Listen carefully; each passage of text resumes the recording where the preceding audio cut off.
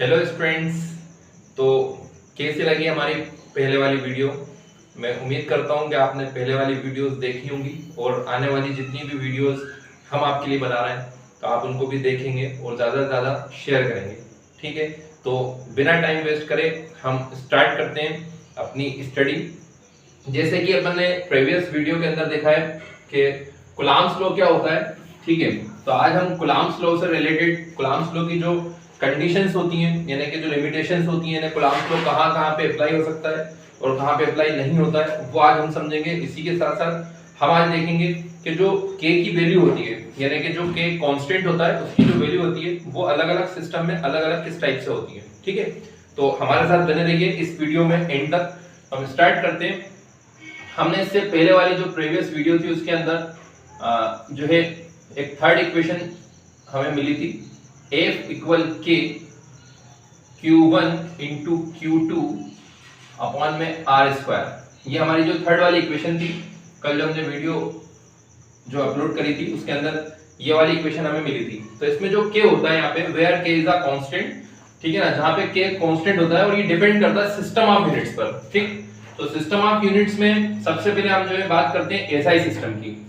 तो first condition जो इसकी बनती है इन SI सिस्टम, इन SI सिस्टम, ठीक है, तो SI सिस्टम के अंदर k की वैल्यू क्या होगी ये हम समझते हैं। ठीक, तो ध्यान से देखते रहे आप लोग। अगर कोई प्रॉब्लम हो या कोई दिक्कत हो आपको तो आप कमेंट करके बता सकते हैं। ठीक है, तो सबसे पहले हम SI सिस्टम के अंदर अगर दोनों चार्जेस के बीच का मीडियम एयर या वैक्यूम हो तो k की वैल्यू क्या होगी पहले हम ये देखते हैं।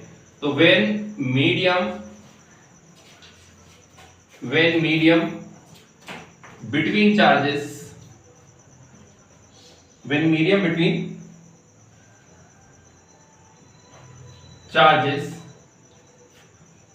is air or vacuum, जब दोनों चार्जेस के बीच में मीडियम क्या हो, एयर या वैक्यूम हो, तो k की वैल्यू जो है हम यहाँ पे पुट करेंगे 1/4 पाई एप्सिलॉन नॉट। यहाँ पे k की वैल्यू रखते हैं अपन 1/4 पाई एप्सिलॉन नॉट, क्योंकि यहाँ पे जो एप्सिलॉन नॉट है ये होती है परमिटिविटी ऑफ मीडियम। ठीक है, मतलब कि जो मीडियम होता है उसकी परमिटिविटी। ठीक, और एप्सिलॉन नॉट की जो वैल्यू है ये भी आप याद रखें, क्योंकि जनरली ऑब्जेक्टिव के अंदर ये क्वेश्चन पूछ लिया जाता है कि एप्सिलॉन नॉट की वैल्यू कितनी होती है। तो एप्सिलॉन नॉट की वैल्यू होती है 8.854 into 10 to the power -12 coulomb Newton की पावर -1 और मीटर की पावर -2, ये वैल्यू रहती है एप्सिलॉन नॉट की। तो ये भी आप जो है स्क्रीनशॉट जब लेंगे तो आप इसको भी अपनी अपनी कॉपी के अंदर जो है नोट कर लें, ताकि आपको एग्जाम के अंदर कभी ये ऑब्जेक्टिव में पूछने तो आप उसको करेक्ट जो है टिक कर आए। तो k की वैल्यू 1/4 पाई एप्सिलॉन नॉट रहेगी और एक k की वैल्यू जो हम यहाँ पे पुट करते हैं वो रहती है 9 into 10 to the power 9। ठीक है, तो यहाँ पे जो k की value 9 into 10 to the power 9 ये जनरली जो है अपन जब न्यूमेरिकल सॉल्व करते हैं कूलम्ब्स लॉ के तो वहां पे ही अपने को काम आती है। ठीक, तो हम आगे जो है k की वैल्यू पुट कर रहे हैं, putting the value of k, putting the value of k in equation third. कौन सी इक्वेशन में रखनी है k की वैल्यू में? थर्ड इक्वेशन पुट करनी है। तो थर्ड इक्वेशन आप सभी को नजर आ रही होगी, f इक्वल k दिख रही है आपको, ये k दिख रहा है यहाँ पे। इस k की वैल्यू आपको पहले ये पुट करनी है, उसके बाद ये पुट करनी है, मतलब एक एक करके पुट करनी है। तो k की वैल्यू पहले हम पुट करेंगे 1/4 pi epsilon not q1 into q2 upon में r स्क्वायर, और यहाँ पे हम लिखेंगे इसका जो यूनिट होती है न्यूटन। ठीक है, दूसरी बार में अपन k की वैल्यू वापस पुट करेंगे 9 into 10 to the power 9 q1 into q2 upon में r स्क्वायर।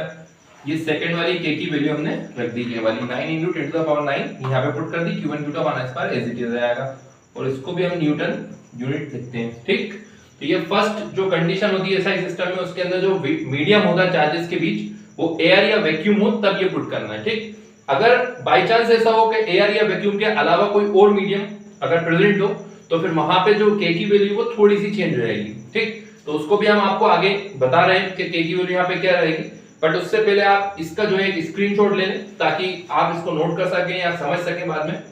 जल्दी से स्क्रीनशॉट ले लें।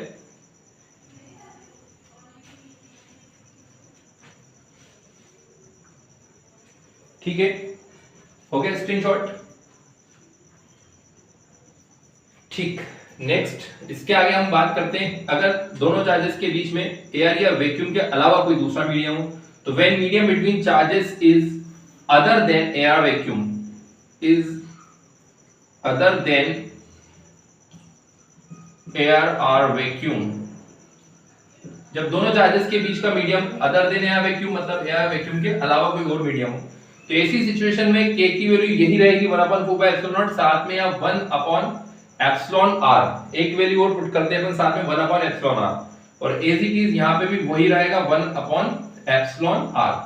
ठीक है, बिकॉज जब दोनों चार्जेस के बीच का मीडियम चेंज होगा तो वहां पे जाहिर है कि फिर आपको वो वैल्यू अलग से दी जाएगी एग्जाम के अंदर कि ये वैल्यू आपको पुट करनी है, तो यहाँ पे εr की जगह वो वाली वैल्यू हम रखते हैं। ठीक, तो 1/εr यहाँ पे रखना पड़ेगा, putting the value of k in equation third, और यहाँ पे हम इसको साथ में एक चीज और 1/εr ये नोट कर लेंगे। ठीक, तो ये क्लियर हुआ यहां तक, 1/εr ये वैल्यू और अपने को पुट करनी है। ठीक, आप इसका भी स्क्रीनशॉट ले लें। ठीक है, इसका भी आप लोग स्क्रीनशॉट ले लें ताकि आपको बाद में अगर आप लिखते हैं या बाद में आप कोई नोट्स बनाते हैं तो आपको प्रॉब्लम नहीं हो। ठीक, तो हम आगे इसको कंटिन्यू करते हैं। अब अगर दोनों चार्जेस के बीच में एयर या वैक्यूम के अलावा कोई मीडियम हो तो वो हमने समझ लिया। अब सीजीएस सिस्टम की हम बात करें, इन सीजीएस सिस्टम, ठीक है, सेकंड पॉइंट हमारा बनता है इन सीजीएस सिस्टम। ठीक है, तो उसमें भी पहला पॉइंट सीजीएस सिस्टम में हमारा आएगा जब दोनों चार्जेस के बीच में मीडियम क्या हो, एयर या वैक्यूम हो, तो ऐसी सिचुएशन में यहाँ पे वैल्यू रखा थी k की 1।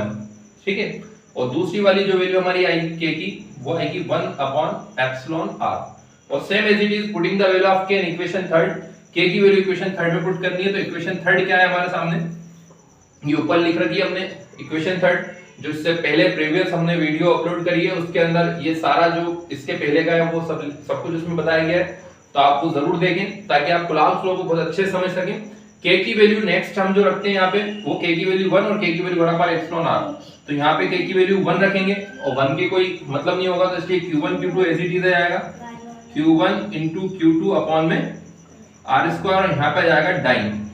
ठीक, और दूसरी बार में k की वैल्यू हम पुट करते हैं 1/εr।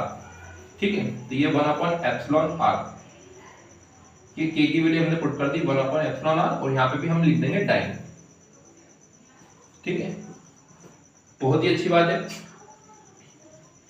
अगर आपको कोई डाउट है या कोई समझ नहीं आ रहा है तो आप कमेंट करके पूछ सकते हैं। ठीक, अब हमारी जो वीडियोस हैं आपको कंटिन्यू मिलेंगी। ठीक है, तो आप इसको देख लें और इसका जो स्क्रीनशॉट ले लें। ठीक है, इसका भी आप स्क्रीनशॉट ले लें। ठीक है, तो नेक्स्ट हम जो है इसको आगे और करते हैं। तो ये दो वैल्यूज हमने यहाँ पे पुट कर दी है। ठीक, अब जो है इसकी लिमिटेशंस मैं आपको बता रहा हूं, यानी कूलम्ब्स लॉ जो होता है वो कहां-कहां पे अप्लाई होता है और कहां-कहां पे अप्लाई नहीं होता है। तो ये लिमिटेशंस हम जो है आपको इसके आगे जो है बता रहे हैं। तो कूलम्ब्स लॉ की लिमिटेशंस भी एग्जाम में पूछ ली जाती हैं, यानी बोर्ड एग्जाम अगर आप दे रहे हैं 12th क्लास, वैसे अगर आप नीट की प्रिपरेशन कर रहे हैं तो वो एक अलग बात होती है, लेकिन अगर आप 12th बोर्ड का एग्जाम दे रहे हैं तो उसके अंदर ये बहुत ही खास क्वेश्चन है जो कि ज्यादातर एग्जाम्स में पूछा गया है, लिमिटेशंस ऑफ कूलम्ब्स लॉ। यानी कूलम्ब्स लॉ जो होता है वो कहां-कहां पे अप्लाई होता है और कहां-कहां पे अप्लाई नहीं होता है। Limitations of Coulomb's law. ठीक है, यानी कूलम्ब्स लॉ की क्या लिमिटेशंस होती हैं वो हमें आपको बतानी है। ठीक, तो सबसे पहले जो है इसके अंदर पहली लिमिट होती है कूलम्ब्स लॉ की कि Coulomb's law only point charges के लिए अप्लाई होता है। यानी अगर चार्जेस पॉइंट चार्जेस हैं, अच्छा आपके दिमाग में क्वेश्चन आ रहा होगा पॉइंट चार्ज क्या होते हैं, तो हमने इससे पहले कुछ और वीडियोस अपलोड करेंगे तो उसके अंदर आपको पॉइंट चार्ज वाला जो है मिल जाएगा। पॉइंट चार्ज क्या होता है वो हमने बहुत ही अच्छे से एक्सप्लेन किया इससे पहले वाली वीडियोस में, तो आप उसके अंदर जो है जाकर पॉइंट चार्ज समझ सकते हैं। तो कूलम्ब्स लॉ जो होता है ओनली एप्लीकेबल होता है किसके लिए, पॉइंट चार्जेस के लिए। तो it is true only for the point charges। Point charges. It is true only for the point charges, ठीक है, ये हमारा फर्स्ट जो है इसकी लिमिट होती है। Second, it is true for the charges at rest. It is true for the charges at rest, ये ओनली किसके लिए ट्रू होता है? It is true for the charges at rest, जो चार्जेस रेस्ट में होते हैं, एक जगह रुके होते हैं, उनके लिए ट्रू होता है, मतलब उनके लिए अप्लाई होता है। और थर्ड जो है इसकी लिमिट हमें थोड़ी ध्यान से समझनी पड़ेगी। It is not true, it is not true, ये ट्रू नहीं है। It is not true for distance less than, मतलब जो डिस्टेंस हो वो less than 10 to the power minus 15 metre and more than 10 to the power plus 15 metre, मतलब ये true नहीं है। डिस्टेंस के लिए, कौन सी डिस्टेंस के लिए? 10 to the power minus 15 metre से कम डिस्टेंस के लिए और 10 to the power 15 मीटर से ज्यादा डिस्टेंस के लिए ये ट्रू नहीं है, ठीक है।